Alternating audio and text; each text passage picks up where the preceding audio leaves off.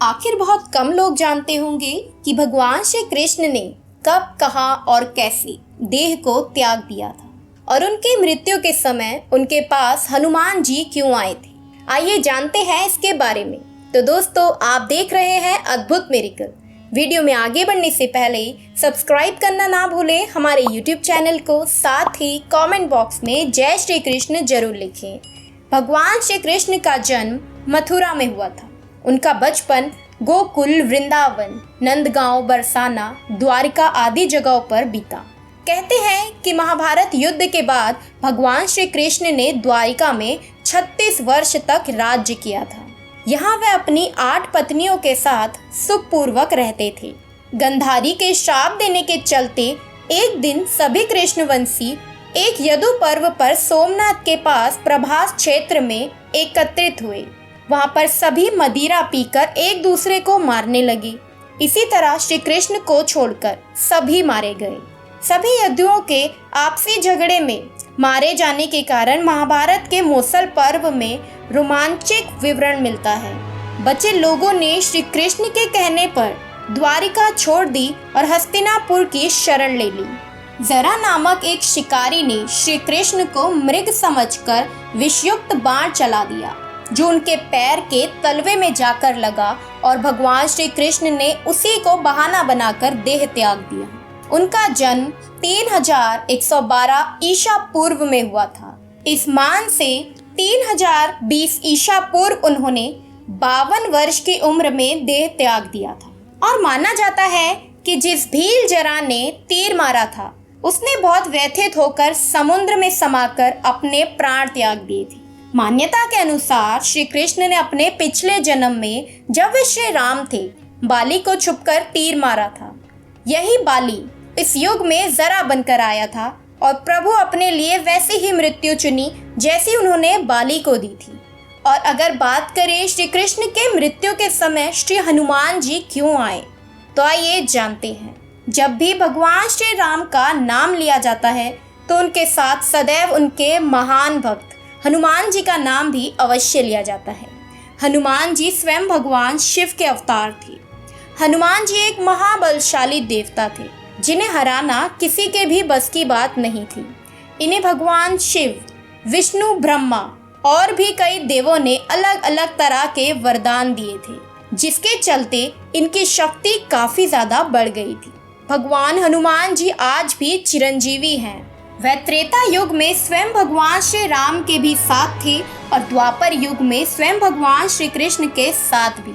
महाभारत में एक नहीं बल्कि सैकड़ों बार हनुमान जी का जिक्र मिलता है। जहां एक बार खुद उन्होंने भीम का घमंड चकनाचूर किया तो वही महाभारत के युद्ध में वह सर्वश्रेष्ठ धनुधारी अर्जुन के रथ के ध्वज पर विराजमान हुए। हम ये सब जानते हैं कि महाबली हनुमान जी ने कई प्रकार से द्वापर युग में अपनी उपस्थिति जाहिर की थी। वो प्रत्यक्ष रूप से भले ही पांडवों के 1 या 2 बार मिले हों, लेकिन वह अप्रत्यक्ष रूप से हमेशा उनके साथ ही थे। जिनके साथ स्वयं भगवान श्री कृष्ण खड़े हो, आखिर उनके पास भगवान हनुमान जी क्यों जाएंगे?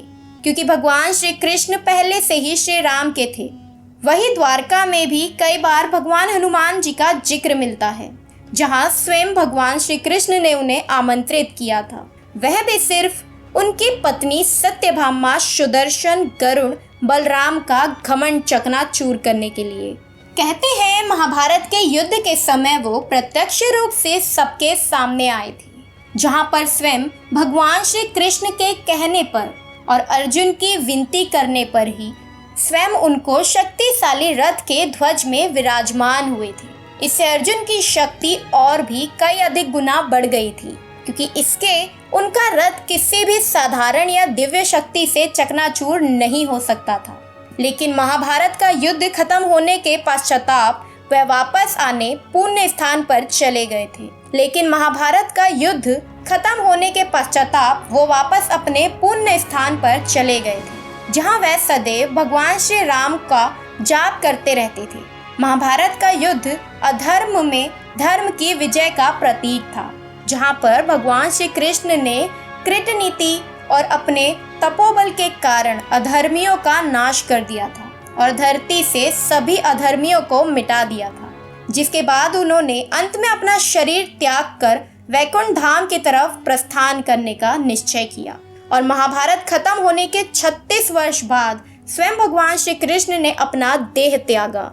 इसके पीछे भी पूर्व जन्म त्रेता युग के समय का वो श्राप मौजूद था जो स्वयं बाली की पत्नी ने उन्हें दिया था। और वो बाली ही था जो एक शिकारी के रूप में आकर भगवान श्री कृष्ण के पैर पर उन्हें मृग समझकर वार कर दिया था। वह एक बाण छोड़ देता है जिसकी वजह से स्वयं भगवान श्री कृष्ण को अपना देह त्यागना पड़ा। अब आपके मन में ये भी सवाल उठ रहा होगा कि हनुमान जी भगवान श्री कृष्ण को रोकने क्यों नहीं आए। जब स्वयं हनुमान जी को यह पता चला कि उनके आराध्य भगवान स्वयं इस धरती को छोड़ने वाले हैं और वह वैकुंठ धाम की तरफ प्रस्थान करने वाले हैं, हनुमान जी भली भांति जानते थे कि भगवान श्री कृष्ण कौन है। और इसके साथ ही हनुमान जी में भक्ति और साधना की शक्ति इतनी प्रबल थी कि वह सांसारिक मोह माया, दुख और सुख से भी परे थे। इसीलिए वो ये सब बात भली भांति जानते थे कि भगवान श्री कृष्ण किस प्रकार इस धरती पर आए हैं और किस प्रकार प्रयोजनपूर्ण वो इस धरती से जा रहे हैं। आप ये भी सोचते होंगे कि भगवान श्री कृष्ण से मिलने हनुमान जी क्यों आए थे। हनुमान जी भगवान श्री कृष्ण से मिलने नहीं आए थे क्योंकि हनुमान जी सदैव भगवान श्री राम का निरंतर जाप करते रहते हैं। उनके मन में केवल श्री राम मौजूद है।